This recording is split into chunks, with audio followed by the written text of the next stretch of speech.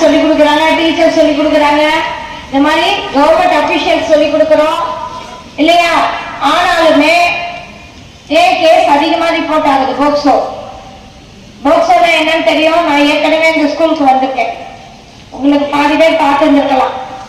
ஆனா அப்ப எங்களால இந்த ஒட்டுமொத்த ஸ்டூடெண்ட்ஸ்களுக்கும் எங்களால கொடுக்க முடியல. இப்ப நல்லா கவனிங்க, போக்சோங்கிறது protections of child from sexual offences act 2012 கொண்டு வரப்பட்ட சட்டம். புரியுதா?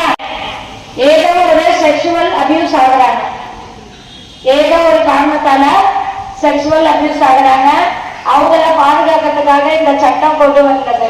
சரி, சட்டம் எல்லாம் கொண்டு வந்தீங்க மேடம்,